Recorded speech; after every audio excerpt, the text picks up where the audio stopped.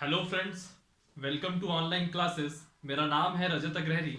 आज हम लोगों की ये पॉलिटी की लास्ट क्लास है। मैंने आपको लास्ट क्लास में भी बोला था कि ये जो नेक्स्ट क्लास रहेगी वो लास्ट होगी, तो यह आज की लास्ट क्लास है। आज हम लोग देखेंगे राज्यों का पुनर्गठन। अगर आज हम देख रहे हैं कि हमारे यहाँ इस समय 28 राज्य हैं और 6 संघ शासित प्रदेश हैं, तो क्या आज़ादी के बाद यही स्थिति थी? अगर आज़ादी के बाद यह स्थिति नहीं थी तो कैसे कैसे चीज़ें डेवलपमेंट कैसे कैसे चीजों में डेवलपमेंट हुआ, यह सब चीजें आज हम लोग देखेंगे आज की क्लास में। ठीक। राज्य कैसे बने, किन आधारों पर बने, उनके पीछे प्रशासन को आधार माना गया या भाषा के आधार पर राज्य बनाया गया, इससे संबंधित अलग अलग आयोग बने। उसके पहले, आजादी के ठीक पहले, ब्रिटिश भारत अलग था, देसी रियासतें अलग थी, उनको किस तरह भारत में शामिल किया गया, यह सब चीजें हम थोड़ा थोड़ा आपको देखेंगे, ताकि यह पूरी क्लास का एक इस पूरी क्लास से रिलेटेड जो राज्यों का पुनर्गठन होता है, इससे कहीं से भी कोई क्वेश्चन आ जाए तो वह आपसे मिस ना हो। और इसके बाद हमारी पॉलिटी की पूरी क्लास, हम लोगों ने पॉलिटी में ऑलमोस्ट सब कुछ हमने पढ़ रखा है इस क्लास के बाद से। ठीक। तो आज हमारा मेन टॉपिक का जो नाम है वह थंबनेल से स्पष्ट हो गया होगा, राज्यों का पुनर्गठन। ठीक। लेकिन राज्यों के पुनर्गठन को हम आजादी के बाद देखें कि उसके पहले की हम स्थिति समझने की कोशिश करते हैं। आजादी से पहले 1947 के पहले का अगर भारत देखें, 1947 के पहले का जो भारत देखे, या फिर जो भारतीय स्वतंत्रता अधिनियम 1947 था उसको देखे, तो उसमें कहा गया कि भारत के अंतर्गत दो देश आएंगे। एक डोमिनियन रहेगा भारत का और दूसरा रहेगा पाकिस्तान का। ठीक। एक हिस्सा रहेगा भारत का और एक हिस्सा रहेगा पाकिस्तान का। तो देखिएगा,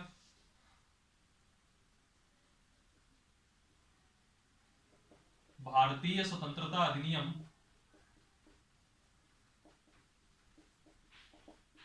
1947 आया। ठीक। इस समय जो है तीन देश बने, तीन चीजें आई मान लीजिए दिमाग में। एक आ गया आपका भारत, दूसरा आया आपका पाकिस्तान और तीसरा आया आपका रियासतें। तीन चीजें आई पिक्चर में। ठीक। तीन चीजें आई पिक्चर में।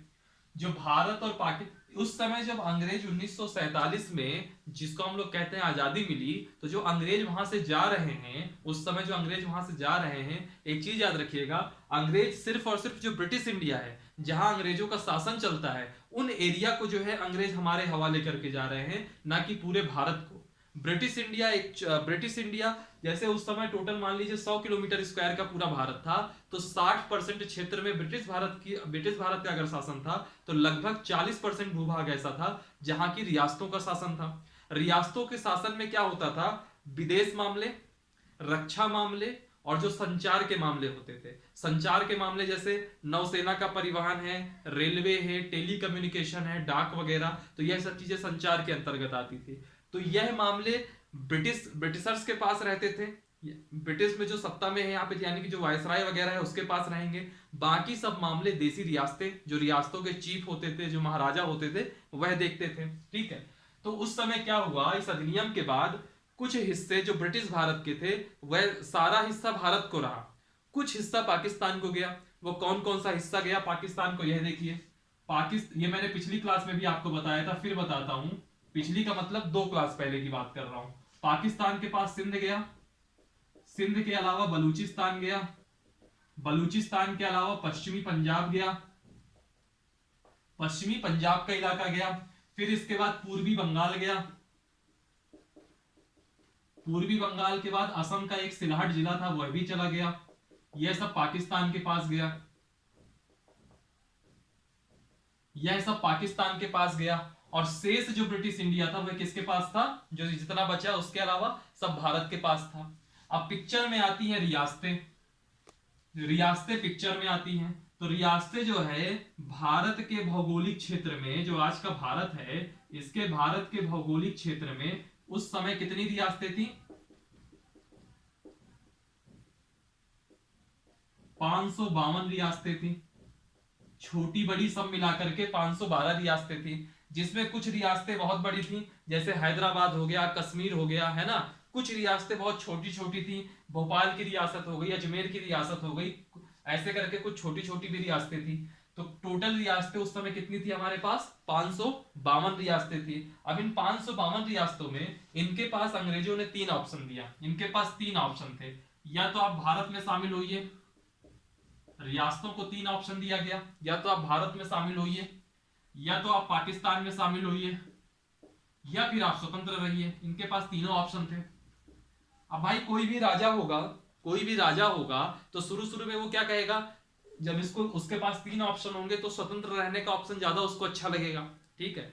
लेकिन ये हमारा सौभाग्य था कि उस समय हमारे जो देश के गृह मंत्री थे वह सरदार पटेल थे, और रियासतों का जो मंत्रालय संभालना था गृह मंत्री के साथ साथ रियासतों के विलय करने का जो पूरा मैटर था वह सब का सब पटेल ने अपने ऊपर ले रखा था। पटेल के ऊपर यह पूरी जिम्मेदारी थी। तो पटेल ने क्या किया, पटेल ने इन 552 रियासतों में से धीरे धीरे करके 549 रियासतों को भारत में मिला लिया। 549 रियासतों को भारत में मिला लिया, विलय करवा लिया। अब आपके मन में आ रहा होगा कैसे? तो क्या होता था, एक तरीका होता है stick and carrot, carrot and stick, गाजर और छड़ी। कहने का मतलब यह था कि पहले पटेल जाते थे उस रियासत के पास। अब चूंकि पटेल एक वकील भी थे, वकील थे, तो उनके जो बात करने का तरीका था, उनका जो अंदाज था बहुत अलग था। वह उस रियासत के जो महाराजा रहे होंगे उन या नवाब रहे होंगे, उनसे वो अपने तरीके से बात करते थे। भाई अगर आप बात करने में समझ रहे हो तो अच्छी बात है, भारत में विलय करवा लीजिए। अगर आप नहीं समझ रहे हो, जिद ही पकड़ रखे हैं, तो फिर वो लठ भी बजाते थे। लठ बजाने का मतलब वहां पुलिस कार्रवाई से मतलब था। चूंकि उस समय जितनी भी रियासतें थी, इन रियासतों में भी देश के स्वतंत्रता आंदोलन के, देश से स्वतंत्र होने के लिए देश का जो स्वतंत्रता आंदोलन चला, इस रियासतों से भी जनता की भागीदारी थी। और उन जो रियासतों में जो जनता थी, वह जनता सिर्फ अंग्रेजों के खिलाफ नहीं थी, वह अपने जो वहां जो क्षेत्रीय राजा महाराजा थे उनके अगेंस्ट भी उनका आंदोलन था। तो पटेल फिर बाद में यही धमकी देते थे, मानते हो तो मानो, नहीं तो तुम्हारे जो एरिया है, जो तुम्हारा साम्राज्य है, जो तुम्हारी रियासत है, उसके अंदर हम जो है 1 मिनट लगेगा हमको, हम तुरंत लोगों को भड़का देंगे। लोग भड़केंगे, पुलिस कार्रवाई होगी और जनता आपके महल में आ जाएगी, कोई मतलब नहीं है, आप कहो लाइक नहीं बचेंगे। तो एक अच्छा रास्ता है, चुपचाप आप रियासतों को यहाँ विलय करा लीजिए, बाकी सुविधाएं हम आपको देंगे। और हम आपसे मांग ही क्या रहे हैं, सिर्फ 3 ही चीज तो मांग रहे हैं, जो अंग्रेजों के पास थी वही हम भी मांग रहे हैं। कौन सी 3 चीज? विदेश मामले, संचार मामले और रक्षा का मामला। संचार का मामला क्या है, मैंने अभी थोड़ी देर पहले बताया। 3 मामलों की चर्चा मैंने पहले भी कर रखी थी। हालांकि ये सब दिखाने की बात थी, धीरे धीरे उन्होंने पूरा विलय ही करा लिया, ठीक। तो 552 रियासतों में 549 रियासतें मिल गई, लेकिन 3 रियासतों ने नखरे दिखाए। कौन सी 3 रियासतें थी, उनका नाम देखिए, इनका नाम बहुत पॉपुलर रहा। एक रियासत थी आपकी हैदराबाद की, हैदराबाद यहां के निजाम। दूसरी थी आपकी जूनागढ़, और तीसरी जो आपकी थी वह थी कश्मीर, ठीक, कश्मीर। हैदराबाद को भी पिक्चर से हटाइए, पहले आते हैं हम जूनागढ़ में। तो जूनागढ़ में जो राजा था वह मुसलमान था, मुस्लिम था, और जो जनता थी वह बहुसंख्यक जनता हिंदू थी, ठीक। तो जूनागढ़ को जनमत कराकर, जूनागढ़ में जनमत करवाकर जूनागढ़ का विलय करा लिया गया। जूनागढ़ का विलय भारत में जनमत करवाकर हुआ। रही बात हैदराबाद, हैदराबाद में निजाम थे, लेकिन हैदराबाद में निजाम को पुलिस कार्रवाई करके, यानी कि यहां बल का प्रयोग किया गया, पुलिस कार्रवाई करके विलय कराया गया। और फिर जो कश्मीर था, तो कश्मीर के जो राजा थे हरि सिंह, उन्होंने विलय पत्र में साइन किया था, तो विलय पत्र के द्वारा इसका विलय कराया गया कश्मीर का भारत में, ठीक। तो ऐसे करके धीरे धीरे आपका सारी की सारी रियासतें भारत में उनका विलय हो गया, ठीक है, भारत में विलय हो गया। हालांकि कुछ लोग कहते हैं कश्मीर के मामले में जो नेहरू ने जो रुख अपनाया वह थोड़ा ढिलमुल था, या कुछ ऐसा कहते हैं। हो सकता है लोगों का कहना सही हो। कश्मीर के मामले में शायद सरदार पटेल होते तो उनका अप्रोच कुछ अलग होता, वो कुछ अग्रेसिव तरीके से काम करते, तो शायद कश्मीर की स्थिति कुछ और होती। लेकिन मैं ये नहीं कहूंगा कि नेहरू ने जो किया वो गलत किया, क्योंकि जब कोई भी आदमी शासन में होता है, सत्ता में होता, अब नेहरू भी कोई भगवान तो थे नहीं, वह भी एक नेता ही थे, उनकी भी एक सोच ही थी, उन्होंने अपनी सोच को इम्प्लीमेंट करने की हमेशा कोशिश की होगी, ठीक है। और उनकी किसी भी सोच में भारत का बुरा तो नहीं लिखा रहा होगा, उनका कोई इंटेंशन ऐसा नहीं रहा होगा कि भारत का बुरा हो, ठीक है। तो अगर कोई इतना महान व्यक्ति, इतना महान नेता, या इतना बड़ा हमारे देश के इतने बड़े महापुरुष, मैं इनको महापुरुष की संज्ञा देता हूं, अगर इन्होंने कश्मीर के मामले में, हो सकता है इनसे कुछ गलती हुई है और ये सबको पता है कि कुछ गलतियां हुई हैं, थोड़ा सा और अग्रेसिव होकर के उस मामले को सुलझाया जा सकता था, लेकिन जो कुछ भी है, हम इसमें नेहरू के बारे में कुछ ऊट पटांग नहीं कहेंगे, क्योंकि अक्सर आप लोग ये सोशल मीडिया का दौर है, व्हाट्सएप मैसेज आता है नेहरू के बारे में चार बातें कह दो, लेकिन मैं एक चीज अवश्य मानूंगा कि जो सरदार पटेल होते तो कश्मीर का मुद्दा थोड़ा और अच्छे तरीके से हैंडल हो सकता था। बहरहाल हमको इस मामले में नहीं जाना है। यह 552 की 552 रियासतों का भारत में विलय हो गया। अब सवाल यह उठा कि इतनी सारी रियासतें हैं, ब्रिटिश भारत भी, जो ब्रिटिश इंडिया का हिस्सा था पूरा, ऑलमोस्ट मैक्सिमम हिस्सा जो पाकिस्तान जो ले गया, उसके बाद जो बचा सब भारत में रह गया, तो ये सब चीजें हैं। तो सवाल उठा कि इनको कैसे, इनको राज्य बनाया जाए। हमारा अल्टीमेट चैप्टर क्या है आज का? राज्यों का पुनर्गठन, यानी कि अगर आज की डेट में हम 28 राज्य देखते हैं तो ये 28 राज्य कैसे बने। तो सबसे पहले मैं आपको लेके चलता हूं 1950 में। सबसे पहले मैं लेके चलता हूं 1950 में। 1950 में उस समय जो संविधान था, जो संविधान आया, तो संविधान में राज्यों को 4 वर्गों में रखा गया। संविधान में जो हमारे भारत के डिफरेंट डिफरेंट राज्य थे, उनको 4 भागों में रखा गया। 4 भागों में, जैसे भाग का, भाग खा,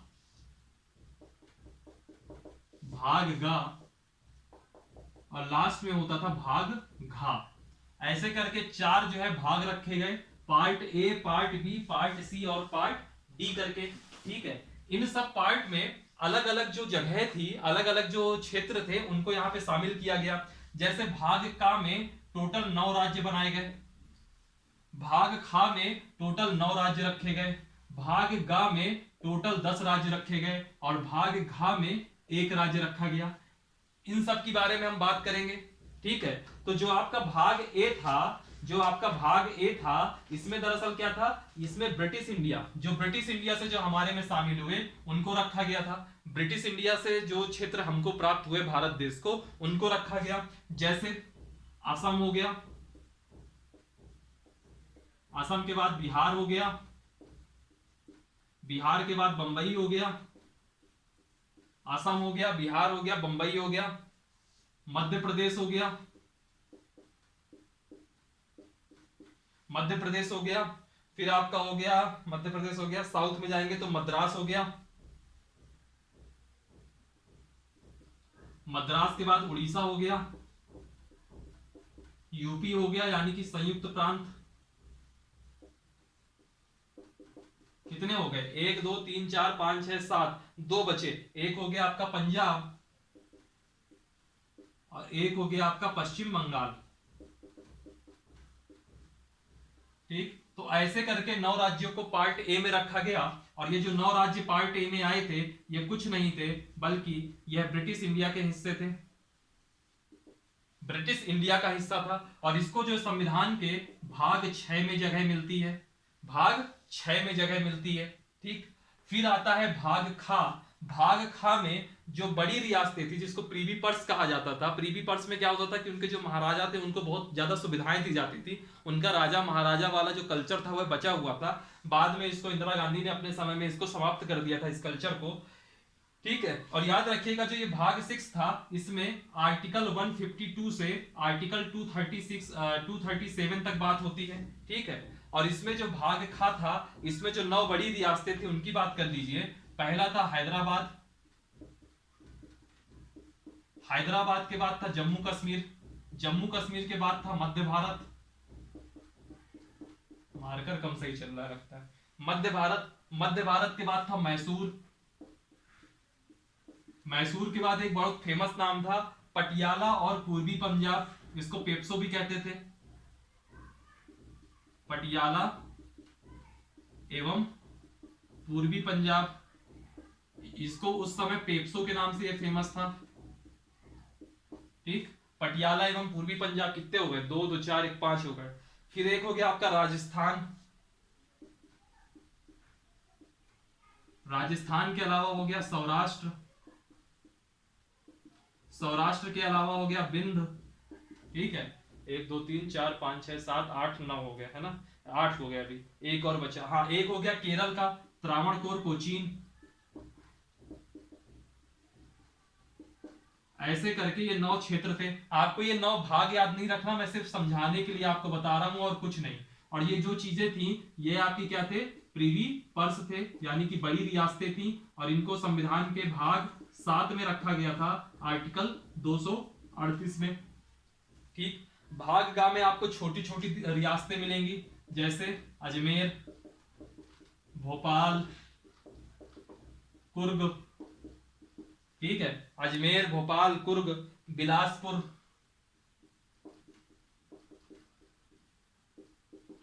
दिल्ली, कूच बिहार, दो दो चार दो छह, दिल्ली, कूच बिहार, हिमाचल प्रदेश,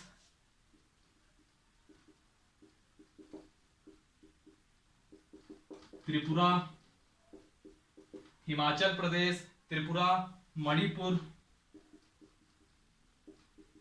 और कच्छ। ऐसे करके 10 ये हो गए। इनको रखा गया था संविधान के भाग 8 में। और याद रखिएगा, जो संविधान के भाग 8 में आई थी यह छोटी रियासतें थी। ठीक है, छोटी रियासतें थी, और इनके लिए जो आर्टिकल की सुविधा दी गई होती गई थी आर्टिकल 239 में। फिर भाग जो इसमें था, भाग घ में जो पार्ट 4 में थे, इसमें क्या था, अंडमान और निकोबार द्वीप समूह। अंडमान और निकोबार द्वीप समूह ये आ गया था आपका भाग 9 में, संविधान के भाग 9 में। ठीक है, और इसके लिए जो आर्टिकल बनाया गया था, इसके लिए आर्टिकल बनाया गया था आर्टिकल 243। बाद में होता क्या है, बाद में होता क्या है, जो 7वां संविधान संशोधन होता है ना, उसके बाद 7वें संविधान संशोधन, ये चीज मैं आपको एक बार और बता चुका हूं अगर आपको याद होगा तो। 7वें संविधान संशोधन में जो ये भाग 7 होता है, इसको समाप्त कर दिया जाता है, इसका निरसन हो जाता है। ठीक है, 7वां संविधान संशोधन होता है, इसके बाद यह आर्टिकल, यह भाग आपका समाप्त हो जाता है। ये सारे के सारे क्षेत्र इसमें आ जाते हैं, और इन सबको धीरे धीरे जोड़ जाड़ के राज्य बनाया जाता है। ठीक है, और जो ये भाग आपका ये वाला था, ये सॉरी जो अंडमान निकोबार द्वीप समूह है, इस भाग 8 में चला जाता है। और ये आपके क्या बनते हैं बाद में, यूनियन टेरिटरीज बनती हैं। और समय समय पर कुछ यूनियन टेरिटरीज को पूर्ण राज्य का दर्जा मिल जाता है। और यह भाग घ यानी कि जो संविधान का भाग 9 है, यह खाली हो जाता है। और इस खाली भाग में बाद में, इस खाली भाग में बाद में क्या जोड़ दिया जाता है, आपका जोड़ दिया जाता है पंचायती राज। ठीक है, भाग 9 में क्या जोड़ देते हैं बाद में, पंचायती राज। तो यह पूरा कॉन्सेप्ट था, ये 1950 की पिक्चर है। और आज जो हमारे लिए सबसे इंपॉर्टेंट टॉपिक ये है कि इस 1950 की पिक्चर के बाद क्या होता है, उसको हमको मेन पढ़ना है। इसका आप लोग स्क्रीनशॉट ले लीजिएगा। ये सब के नाम याद रखना जरूरी नहीं है, लेकिन ये स्टोरी आपको पता होनी चाहिए कि 1950 के समय हमारे यहाँ की स्थिति क्या थी, संविधान में किस तरह राज्यों को रखा गया था। ये भी एक प्रकार का एकीकरण करने का प्रयास था, लेकिन जो ये अभी तक का जो एकीकरण हुआ था, ये जो अभी तक का ये एकीकरण हुआ था, ये एक प्रकार की अस्थायी व्यवस्था थी। जो ये राज्यों का एकीकरण हुआ था, यह एक प्रकार की अस्थायी व्यवस्था थी। और इस समय जो तुम्हारे, जो आपके साउथ के राज्य थे, यानी कि जो दक्षिण भाषा राज्य थे, दक्षिण के राज्य थे, तो दक्षिण राज्यों की मांग थी कि भाषा के आधार पर, देखिएगा, दक्षिण राज्यों की मांग थी कि भाषा के आधार पर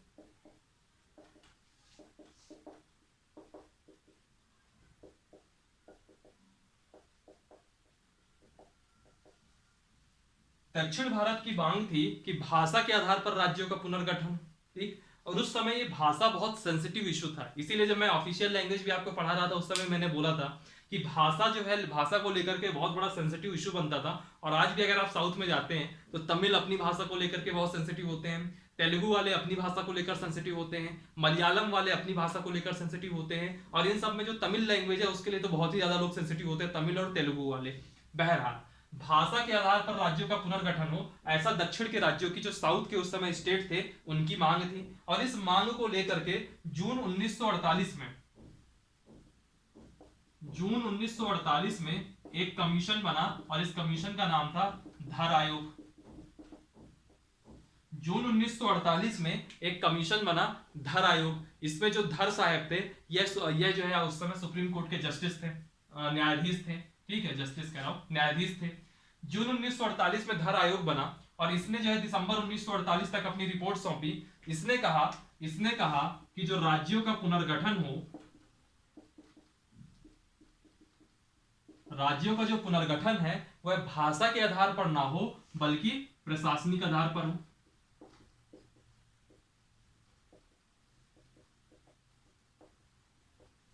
इसने कहा कि जो राज्यों का पुनर्गठन है यह जो है प्रशासनिक आधार पर होना चाहिए। और जैसे ही ये रिपोर्ट आई वैसे ही जो साउथ के स्टेट थे या साउथ के जो लोग थे जो भाषा के राज्य पर पुनर्गठन की मांग कर रहे थे, उनका पेशेंस वो पूरा खो दिए। वो और उत्तेजित हो गए, उन्होंने अपना आंदोलन तेज कर दिया, उनकी मांग बहुत ही मुखर तरीके से आने लग गई। तो ऐसी स्थिति में दिसंबर 1948 में जेबीपी समिति बनी। दिसंबर 1948 में जेबीपी समिति बनी। यहां पे जे का मतलब क्या है? जवाहरलाल नेहरू। बी का मतलब क्या है? वल्लभ भाई पटेल। और पी का मतलब क्या है? पट्टाभी सीतारमैया। और याद रखिएगा इस आयोग का कोई अध्यक्ष वगैरह नहीं था, ये नॉर्मली एक आयोग था, इसमें कोई अध्यक्ष वगैरह नहीं था। इसमें तीनों के तीनों लोग थे उस समिति में और इस समिति को तय करना था कि राज्यों का पुनर्गठन किस आधार पर हो। तो इस समिति ने कहा कि जो राज्यों का पुनर्गठन हो, राज्यों का जो पुनर्गठन है वह पुनर्गठन का आधार क्या हो? भाषाई हो, यानी कि भाषा के आधार पर राज्यों का पुनर्गठन हो। तो याद रखिएगा एग्जाम में आपसे पूछेगा, 3 आयोग हैं, पहला है धर आयोग, दूसरा है जेबीपी और तीसरा एक और अभी बताता हूं मैं, फजल अली आयोग। इन तीनों आयोगों के बारे में याद रखिएगा कि किसने किस आधार पर पुनर्गठन की बात करी। धर आयोग ने प्रशासनिक आधार माना, जेबीपी समिति ने भाषाई आधार माना कि भाषा के आधार पर राज्यों का पुनर्गठन होना चाहिए। और फिर इसी बीच में जो तेलुगु भाषी राज्य था, यानी कि उस समय का जो हैदराबाद था, वहां पर बहुत ही तेजी से प्रखर आंदोलन होने लग गया। एक व्यक्ति था, इसका नाम था पोट्टी श्रीरामुलु। उसका नाम था पोट्टी श्रीरामुलु। मैं बताता हूं उस समय का इंसिडेंट आपको बताता हूं। अक्टूबर 1953, ठीक है। भाषाई आधार पर अक्टूबर 1953 में क्या होता है? भाषाई आधार पर पहला राज्य बनता है। भाषाई आधार पर पहला राज्य बनता है और अक्सर एग्जाम में पूछ लेता है कि भाषा के आधार पर बनने वाला पहला राज्य कौन था? तो पहला राज्य कौन था? आंध्र प्रदेश था। ठीक है, तो मैं लिखता हूं यहां पे अक्टूबर 1953 में भाषाई आधार पर पहला राज्य बना, फर्स्ट राज्य। और ये पहले राज्य कौन था? इस पहले राज्य का नाम था आंध्र प्रदेश। और ये कौन सी भाषा का था? ये तेलुगु भाषा, यानी कि तेलुगु भाषियों का एक राज्य बना दिया गया आंध्र प्रदेश। अब आप लोगों के मन में सवाल उठ रहा होगा कि इतनी जल्दी क्या थी भाई, इतनी जल्दी क्या थी? तो जल्दी ये थी कि यहाँ पे एक आंदोलन हुआ था और इस आंदोलन में क्या हुआ था? 56 दिन तक एक कांग्रेस पार्टी का ही कार्यकर्ता था, 56 दिन तक उसने भूख हड़ताल करी और उसका नाम था पोट्टी श्रीरामुलु।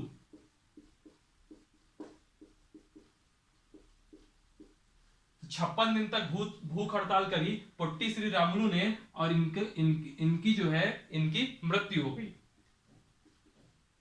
ठीक, इनकी मृत्यु हो गई। तो 56 दिन तक भूख हड़ताल करी पोट्टी श्रीरामुलु ने कि भाषा के आधार पर राज्य बने और वैसी स्थिति में इनकी मृत्यु हो गई। तो इससे गवर्नमेंट के ऊपर इतना प्रेशर बना कि अक्टूबर 1953 में भाषाई आधार पर पहला राज्य बना दिया गया आंध्र प्रदेश, जो कि तेलुगु भाषा के आधार पर था। ठीक, ये अक्टूबर 1953 की पिक्चर है। यह पिक्चर आप पॉइंट बाय पॉइंट लिखते जाइएगा। 1948 में धर आयोग, दिसंबर 1948 में जेबीपी समिति, इसने प्रशासन के आधार पर कहा, जेबीपी ने भाषा के आधार पर कहा। फिर अक्टूबर 1953 में पहला राज्य बनता है आंध्र प्रदेश भाषा के आधार पर। ठीक, अक्टूबर 1953 में आंध्र प्रदेश पहला राज्य बनता है भाषा के आधार पर और उसी वर्ष दिसंबर 1953 में अगला आयोग बनता है जिसको हम कहते हैं फजल अली आयोग। दिसंबर 1953 में 3 सदस्यीय फजल अली आयोग बनता है। नाम से ही स्पष्ट है, अगर 3 सदस्यीय है तो इसके अध्यक्ष कौन होंगे? फजल अली होंगे। तो कौन कौन मेंबर थे पहले यह देखिए। सबसे पहले थे फजल अली। फजल अली इसके क्या थे? अध्यक्ष थे इस आयोग के। ठीक। दूसरे थे के एम पडिक्कर और तीसरे थे आपके कुंजरू साहब। एच एम कुंजरू साहब।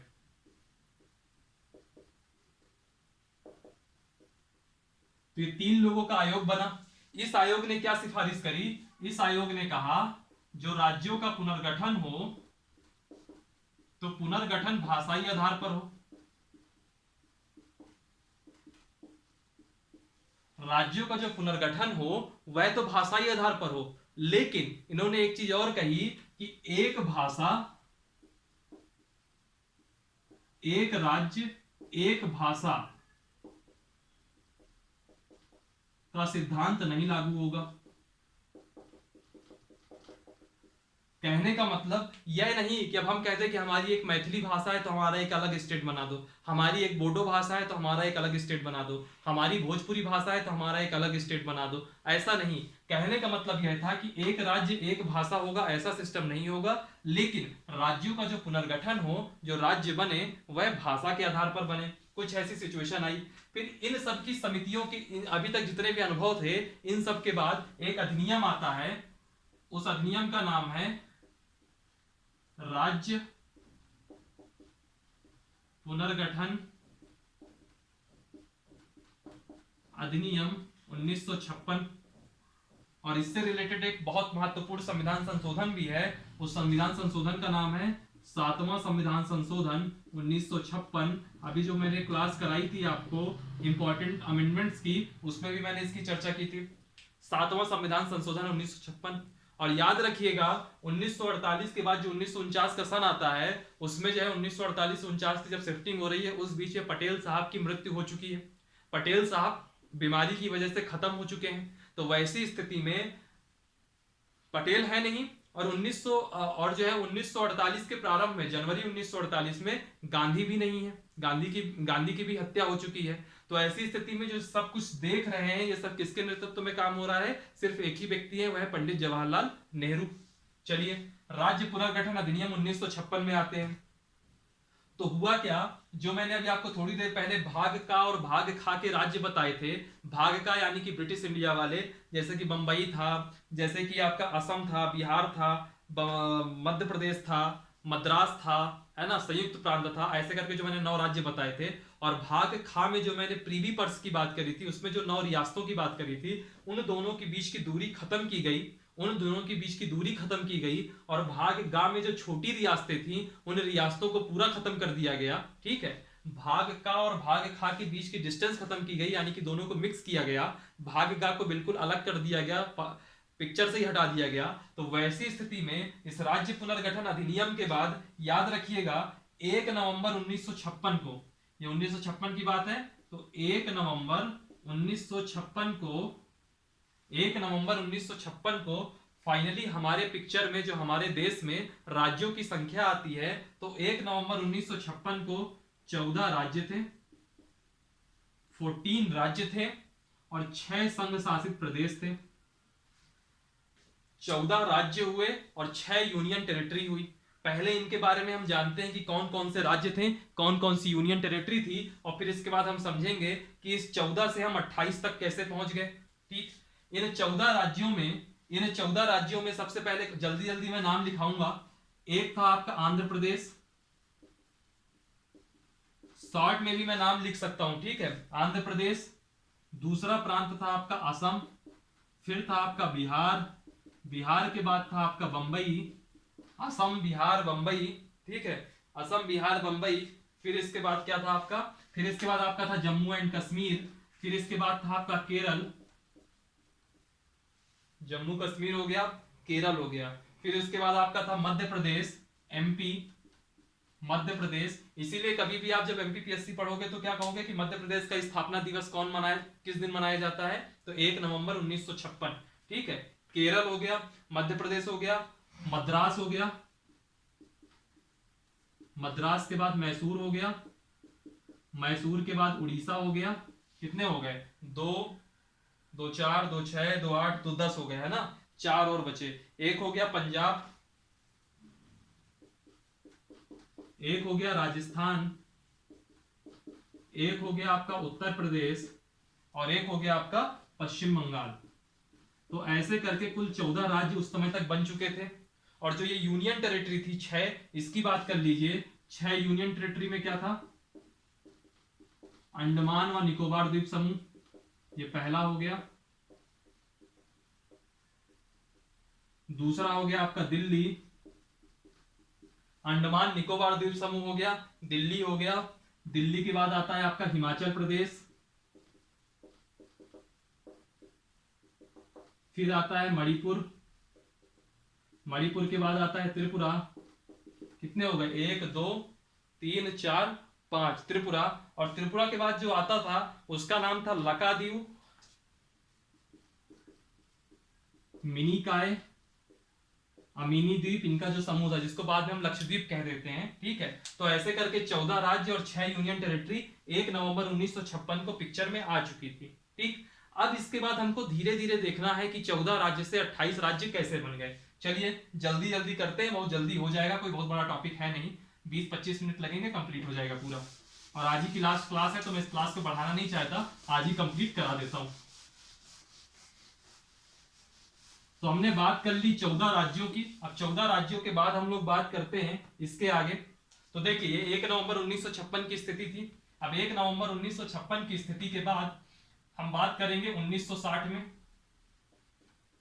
1960 में 1960 में क्या हुआ? एक द्विभाषी राज्य था, उस द्विभाषी राज्य का नाम था बंबई। यानी कि बंबई में दो भाषा बोलने वाले लोग थे। एक भाषा जो बोलते थे गुजराती, और एक जो भाषा बोलते थे मराठी। तो जो गुजराती बोलते थे उनके लिए एक अलग राज्य बना दिया गया और उसको कहा गया गुजरात राज्य। जो गुजराती बोलते थे उनके लिए एक अलग स्टेट बना दिया गया और उसको कहा गया गुजरात राज्य। तो याद रखिएगा जो गुजरात है आपका यह 15वां राज्य है। और जो मराठी बोलते थे उनके लिए जो राज्य बनाया गया वह बनाया गया महाराष्ट्र। और बहुत लोग क्या कहते हैं, इसी को 16वां राज्य कह देते हैं। तो याद रखिएगा महाराष्ट्र 16वां राज्य नहीं है। महाराष्ट्र उन्हीं जो 14 राज्यों में एक राज्य बंबई था उसी का नाम महाराष्ट्र हो गया प्रदेश का, और गुजरात एक अलग राज्य बना दिया गया, वो 15वां राज्य था। ठीक। मराठी वाले महाराष्ट्र और गुजराती वाले गुजरात। फिर हम बात करते हैं एक स्टेट की, उस स्टेट का नाम है दादरा एवं नगर हवेली। हालांकि वह स्टेट नहीं, आज की डेट में अगर आप पिक्चर में देखोगे तो क्या होगा, ये यूनियन टेरिटरी होगा। दादरा एवं नगर हवेली। दादरा एवं नगर हवेली में क्या था कि 1954 तक यहाँ पे पुर्तगाली थे। 1954 में जब पुर्तगाली यहां से गए तो 1954 से पुर्तगाली जब चले गए तो ये भारत से संबद्ध हो गया। लेकिन जो प्रशासन था 1961 तक वहां का स्वयं का प्रशासन था दादरा एवं नगर हवेली में। ठीक। फिर बाद में अंत में 10वां संविधान संशोधन होता है। ये सब अमेंडमेंट्स वगैरह याद रखना पड़ेगा आपको। 10वां संविधान संशोधन होता है 1961 में, और इस समय इस दादरा एवं नगर हवेली को यूटी में बदल दिया जाता है, यूनियन टेरिटरी में परिवर्तित कर दिया जाता है दादरा एवं नगर हवेली को। ठीक। फिर इसके बाद हम लोग बात करते हैं गोवा।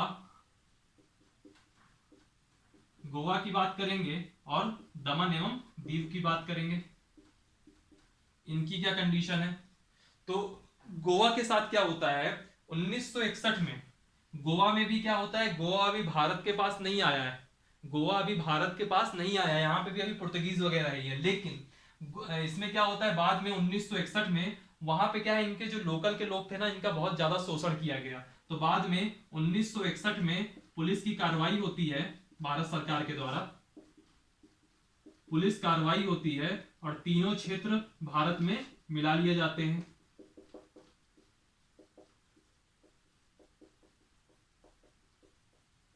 तीनों क्षेत्र, चाहे गोवा हो, चाहे दमन हो और चाहे दीव हो, तीनों क्षेत्र मिला लिए जाते हैं। और 12वें संविधान संशोधन से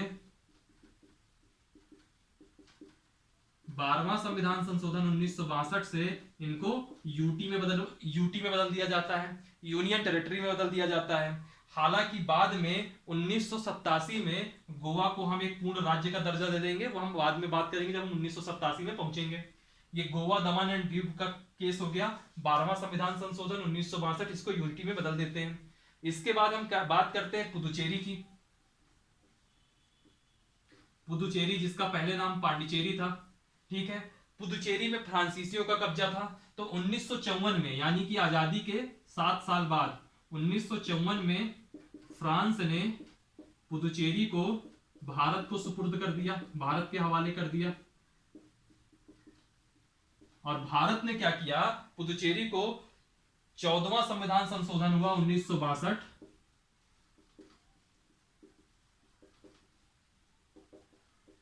14वां संविधान संशोधन होता है 1962 का, और जो पुदुचेरी है इसको यूटी में, यूनियन टेरिटरी में बदल दिया जाता है। यह भी आपका संघ शासित प्रदेश हो गया, पुदुचेरी भी, ठीक।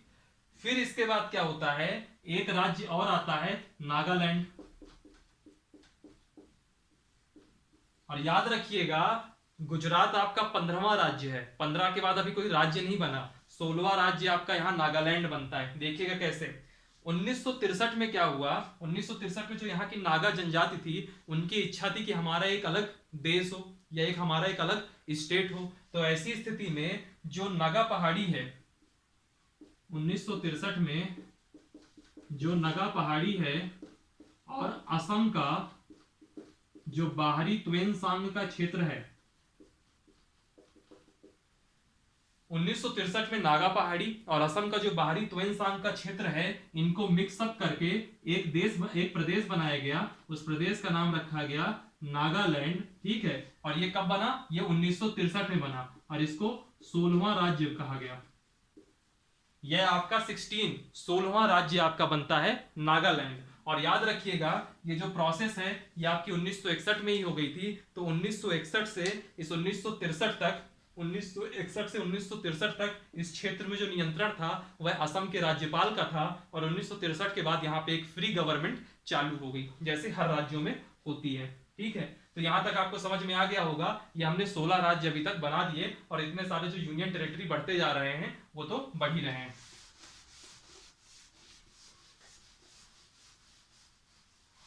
बहुत इंटरेस्टिंग टॉपिक है, इससे कई बार क्वेश्चन पूछ लेते हैं। जैसे पूछ लेगा कि सिक्किम का भारत में कब विलय हुआ, पूछ लेगा कि आपका पांडिचेरी का विलय कब हुआ, नागालैंड कब बना। ये सब चीजें आपको पता होनी चाहिए, ठीक है। और ये जो मैं चीजें आपको बताया हूँ, इतना डिटेल में जाके इतना डिटेल में नहीं भी बताता तो काम चल जाता, लेकिन मैंने थोड़ा मेंस के पॉइंट ऑफ व्यू से भी चीजें आपकी क्लियर कर दी, ठीक। फिर इसके बाद एक प्रांत बनता है, उस प्रांत का नाम है हरियाणा, चंडीगढ़ और हिमाचल प्रदेश, ठीक है। दरअसल क्या होता है, जो आपने देखा था जब मैं स्टेट की बात कर रहा था 14 राज्य, तो उस 14 राज्य में से एक राज्य था पंजाब। 14 राज्य में से एक राज्य था पंजाब। तो यहाँ पंजाब राज्य का ही एक प्रकार से पुनर्गठन होता है। और जो नए राज्य बनते हैं वह कौन कौन सा बनता है, हरियाणा, चंडीगढ़ व हिमाचल प्रदेश।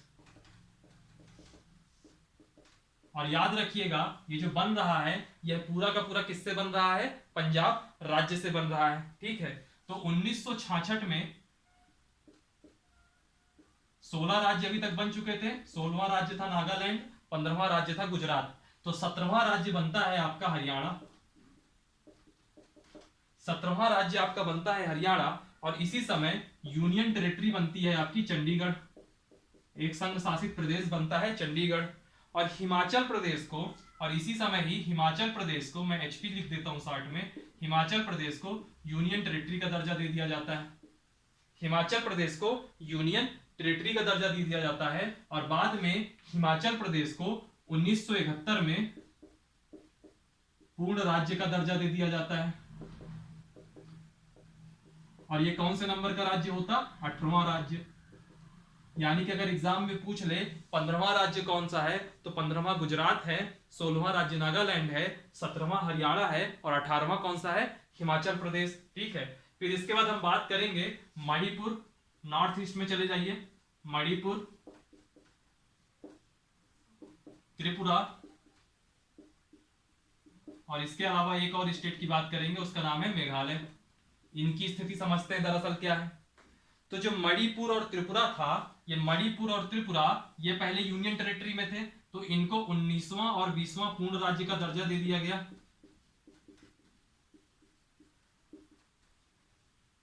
मणिपुर पहले यूनियन टेरिटरी था, त्रिपुरा पहले यूनियन टेरिटरी था, तो मणिपुर को 19वां पूर्ण राज्य का दर्जा मिल गया, त्रिपुरा को 20वां पूर्ण राज्य का दर्जा मिल गया, ठीक है। और मेघालय को 21वां पूर्ण राज्य का दर्जा मिल गया। मेघालय को 21वां पूर्ण राज्य का दर्जा मिल गया। लेकिन मेघालय से रिलेटेड एक अमेंडमेंट होता है, 22वां संविधान संशोधन 1969, और मेघालय के लिए एक स्पेशल ट्रीटमेंट दिया गया, मेघालय को स्वायत्त शासी राज्य बनाया गया। यह सिर्फ मेघालय के लिए था, मेघालय को स्वायत्त शासी राज्य बनाया गया, ठीक। तो 18 राज्य तक हम देख चुके थे, हिमाचल प्रदेश 19वां, मणिपुर, त्रिपुरा जो है 20वां बना, और 21वां आपका मेघालय बना। और इसी समय दो यूनियन टेरिटरी थी, कौन कौन सी, एक थी मिजोरम, एक यूनियन टेरिटरी आती है मिजोरम, और नई यूनियन टेरिटरी कौन सी बनती है, अरुणाचल प्रदेश। दूसरी जो यूनियन टेरिटरी बनती है वो अरुणाचल प्रदेश है, जिसको शॉर्ट में कहा जाता था NEFA, north east frontier agency, north east frontier agency, इसको शॉर्ट में कहते थे नेफा, ठीक। फिर इसके बाद हम बात करते हैं सिक्किम राज्य की। सिक्किम राज्य, सिक्किम राज्य में क्या था कि 1947 तक, 1947 तक यहां पे चोंग्याल वंश का शासन था, चोंग्याल शाही राज था यहां पर, 1947 तक चोंग्याल शाही राज था। इसके बाद क्या हुआ कि यह 1974 तक, अगर हम बात करें 1974 तक, तो 1974 तक यह भारत के द्वारा रक्षित हुआ, यानी कि इसका पूरा ध्यान किसने रखा, भारत ने रखा। 1974 तक रक्षा, संचार और विदेश, ये तीन मामले भारत के पास थे, बाकी सब वहां सिक्किम के पास था, और वहां किसका शाही राज था, चोंग्याल वंश का, ठीक है। बाद में क्या हुआ, 35वां संविधान संशोधन होता है 1974,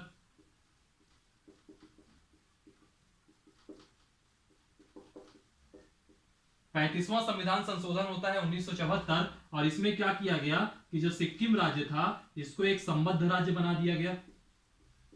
संबद्ध यानी कि भारत से अब आप संबंधित हो गए, सिक्किम एक संबद्ध राज्य हो गया। और 1975 में जनमत होता है, अगले ही साल 1975 में जनमत होता है। और उस जनमत का मूल उद्देश्य क्या था, जनमत का मूल उद्देश्य क्या था, इस जनमत जो है चोंग्याल के खिलाफ हुआ, जो चोंग्याल वहां शासन था उसके अगेंस्ट हुआ। तो बाद में 36वां संविधान संशोधन होता है, आई होप ये आपको दिख रहा होगा, नहीं तो मैं तो बोल ही रहा हूं। 36वां संविधान संशोधन होता है 1975, और इस 36वें संविधान संशोधन 1975 में जो सिक्किम है यह आपका पूर्ण राज्य का दर्जा पा जाता है। और ये पूर्ण राज्य कौन से नंबर का होता है, 22वां, यानी कि 21 राज्य मेघालय तक देख लिए थे, तो 36वें संविधान संशोधन 1975 से आपको 22वां स्टेट मिलता है। इस 22वें स्टेट का क्या नाम रहेगा, सिक्किम नाम रहेगा, ठीक है। 22वें स्टेट का क्या नाम रहेगा, सिक्किम नाम रहेगा। अक्सर एग्जाम में पूछ लेता है कि सिक्किम किस वर्ष भारत में विलय हुआ, तो सिक्किम का जो विलय है या सिक्किम को जो पूर्ण राज्य का दर्जा मिला ये 1975 में मिला। और कई बार कॉन्स्टिट्यूशनल अमेंडमेंट पूछ लेता है, तो कॉन्स्टिट्यूशनल अमेंडमेंट कौन सा था, 36वां 1975 में, ठीक। अभी तक हमने कितने राज्य देख लिए, 22 राज्य देख लिए। इसके बाद 1987 में 3 राज्य और थे, मिजोरम, मिजोरम के अलावा कौन सा था, अरुणाचल, और इसके बाद कौन था, गोवा। तो इन मिजोरम, अरुणाचल और गोवा ये अभी तक यूनियन टेरिटरी थे, इनको पूर्ण राज्य का दर्जा दे दिया गया 1987 में। 1987 में इनको भी पूर्ण राज्य का दर्जा दे दिया गया। अभी तक हम लोग 22 राज्य देखे थे, तो यह आपका 23वां राज्य हो जाएगा, यह आपका 24वां राज्य हो जाएगा, और यह आपका 25वां राज्य हो जाएगा। 23, 24, 25 हो गए। फिर इसके बाद सन 2000 में 3 राज्य बनते हैं। एक बनता है मध्य प्रदेश से अलग होकर के छत्तीसगढ़, एक उत्तर प्रदेश से अलग होकर के बनता है उत्तराखंड, पहले इसका नाम उत्तरांचल था, बाद में उत्तराखंड हो गया, और एक बिहार से अलग होकर के बनता है झारखंड। छत्तीसगढ़, उत्तराखंड और झारखंड, ये कब बनता है? ये बनता है सन 2000 में। सन 2000 में। तो जो ये राज्य बनेगा ये होगा आपका 26वां राज्य, ये होगा आपका 27वां राज्य, और ये होगा आपका 28वां राज्य। कहने का मतलब यह है कि आज 2000 में आपको 28 राज्य मिल गए। फिर इसके बाद सन 2014 में एक अलग राज्य बनता है आंध्र प्रदेश से अलग होकर के, उस राज्य का नाम है तेलंगाना। ये कब बनता है? 2014 में। और यह कौन सा राज्य हो गया? यह आपका हो गया 29वां राज्य। यानी कि अगर मैं 2014 की बात करूं तो 2014 में टोटल 29 राज्य थे। 2014 में 29 राज्य थे और 7 यूनियन टेरिटरीज थी। ठीक, 7 यूनियन टेरिटरीज थी। फिर याद रखिए 5 अगस्त 2019 को, अब थोड़ा सा मैं शॉर्ट में इधर आता हूं, ये सब आप लोगों को पता होगा लेकिन अब चूंकि मैं यहां पढ़ा रहा हूं तो पूरा कंक्लूड किए दे रहा हूं। 5 अगस्त 2019 को एक बिल आता है, उस बिल का नाम रहता है Jammu and Kashmir reorganisation act. ठीक, Jammu and Kashmir reorganisation act. और ये फाइनली ये पास वास तो तुरंत हो जाता है, 9 अगस्त तक पूरा राज्यसभा लोकसभा दोनों से पास हो जाता है, फिर राष्ट्रपति साइन भी कर देते हैं, और ये एप्लीकेबल होता है 31 अक्टूबर 2019 से प्रभावी हो जाता है ये एक्ट। और इस एक्ट से क्या होता है कि जम्मू और कश्मीर जो राज्य था, जम्मू और कश्मीर राज्य से 2 यूनियन टेरिटरीज बनती हैं। एक बनती है आपकी जम्मू एंड कश्मीर, पहली यूनियन टेरिटरी बनती है, और दूसरी बनती है आपकी लेह लद्दाख। ठीक, ये 2 आपकी यूनियन टेरिटरी बन गई, लेह लद्दाख और जम्मू कश्मीर। ठीक, अब सुनिएगा, यानी कि 31 अक्टूबर 2019 के ठीक बाद क्या हुआ? इसके बाद अब 28 राज्य बचे। 29 राज्य थे, जम्मू कश्मीर अब राज्य नहीं रह गया, तो 28 राज्य बचे, और 2 यूनियन टेरिटरी, जम्मू कश्मीर और लेह लद्दाख बढ़ गई, तो 7 से बढ़ के कितनी यूनियन टेरिटरी हो गई? 9 यूनियन टेरिटरीज हो गई। ठीक, 9 संघ शासित प्रदेश हो गए। लेकिन फिर इसी बीच में एक और घटना घटती है। इसी बीच में 2019 में, दिसंबर 2019 में 2 यूनियन टेरिटरीज का विलय कर दिया गया। दादरा एवं नगर हवेली प्लस दमन एवं दीव, इनका विलय कर दिया गया। और विलय करने के बाद आज की जो वर्तमान स्थिति है वह है 28 राज्य प्लस 9 यूनियन टेरिटरीज थी, अब कितनी बची हैं? 8। तो 28 राज्य और 8 यूनियन टेरिटरीज आज की टोटल फाइनल कंडीशन है। ये हमने शुरू से लेकर के आज तक का पूरा राज्यों का पुनर्गठन हम लोगों ने देख लिया। ठीक, इसका आप लोग स्क्रीनशॉट ले लीजिएगा। आई होप ये आपको समझ में आ गया होगा। फिर इसके बाद एक छोटी सी चीजें और हैं, उनको भी देख लीजिए। नामों में परिवर्तन कैसे हुआ, यानी कि पहले स्टेट का नाम दूसरा था, बाद में बदल के दूसरा कर दिया गया। कब हुआ और क्या नाम हुआ ये देख लीजिए। सबसे पहले हम बात करेंगे 1950 में। मैं थोड़ा तेज करा रहा हूं ताकि 5 मिनट में पूरी क्लास हो जाए और कल के लिए हम पॉलिटी से अब निपट जाएं। 1950 में पहले प्रांत का नाम था संयुक्त प्रांत, संयुक्त प्रांत, इसको यूनिटरी प्रोविंस कहते थे, और बाद में इसका नाम हो गया उत्तर प्रदेश, यूपी। ठीक, 1950 में यह घटना हुई। फिर 1956 में एक प्रांत था हैदराबाद, उस हैदराबाद का नाम बदल करके क्या कर दिया गया? आंध्र प्रदेश। और आंध्र प्रदेश के साथ एक फैक्ट याद रखिएगा, अक्टूबर 1953 में इसका गठन होता है, और यह भाषा के आधार पर तेलुगु भाषाई लोगों का यह पहला राज्य था। 1956 हो गया। फिर 1969 में मद्रास राज्य का नाम बदल करके तमिलनाडु कर दिया गया। ये तमिल भाषाई क्षेत्र है, मद्रास राज्य तमिलनाडु बन गया। 1973 में 4 साल बाद 1973 में जो मैसूर राज्य था उसका नाम बदल करके कर्नाटक राज्य कर दिया गया। ठीक, 1973 में मैसूर से कर्नाटक हो गया। 1973 में जो आपका लकादीव, मिनिकाय और अमीनी द्वीप था, इनका नाम बदल करके लक्षद्वीप समूह कर दिया गया। ठीक, ये एक यूनियन टेरिटरी है। 1973 में इसका भी नाम बदल गया। 1992 में दिल्ली का नाम एनसीआर कर दिया गया। एनसीआर का मतलब क्या होता है? राष्ट्रीय राजधानी क्षेत्र।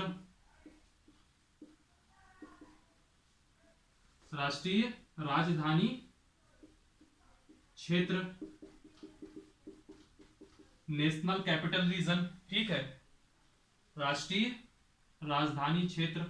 1992 में दिल्ली का नाम बदल गया।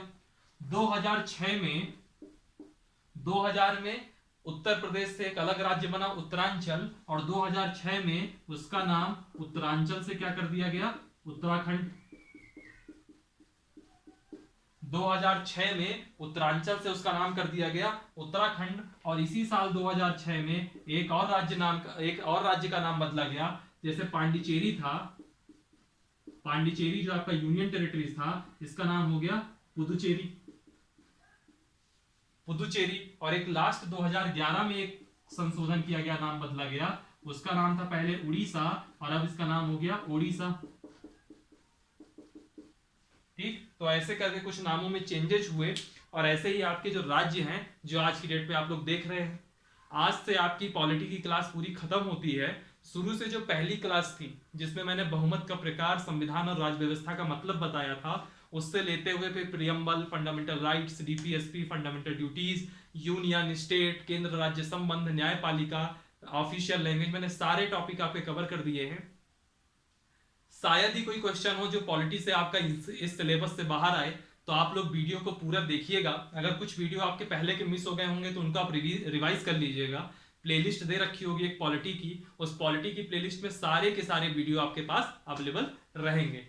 चलिए फिर आज के लिए इतना ही रखते हैं। अब नेक्स्ट सब्जेक्ट जीएस का कौन होगा वो मैं आपको टाइम से इन्फॉर्म कर दूंगा, टेलीग्राम ग्रुप वगैरह में आपको प्रॉपर बता दिया जाएगा। ठीक है, तो नेक्स्ट क्लास जो भी होगी जीएस सब्जेक्टिव मैं आपको बता दूंगा। और जो शाम को 6 बजे की क्लास होती है उसमें आपका भी एमपीपीएससी स्पेशल ही चलेगा। अभी उसमें कॉन्स्टिट्यूशनल बॉडी चल रही है और उसके बाद फिर एमपीपीएससी का स्पेशल यानी कि एमपी स्पेशल चलेगा, जिसमें एमपी के बारे में आपको सारी जानकारियां दी जाएंगी। वीडियो को लाइक कीजिए, कमेंट कीजिए, चैनल सब्सक्राइब कीजिए, अपने फ्रेंड्स के साथ शेयर कीजिए लिंक को, ताकि ज़्यादा से ज़्यादा लोग इसको सब्सक्राइब करें, ज़्यादा से ज़्यादा लोग हमारे साथ जुड़ें, जो कि आपके एग्जाम के पॉइंट ऑफ व्यू से इंपॉर्टेंट होगा। डिस्क्रिप्शन बॉक्स में टेलीग्राम की लिंक दी हुई होगी, उसको जरूर ज्वाइन कीजिएगा। चलिए फिर आज के लिए इतना ही रखते हैं। हंसते रहिए, पढ़ते रहिए और ऐसे ही वीडियोस देखते रहिए और अपनी तैयारी को मजबूत करते रहिए। चलिए फिर आज के लिए इतना ही रखते हैं। Thank you for watching. Thank you so much.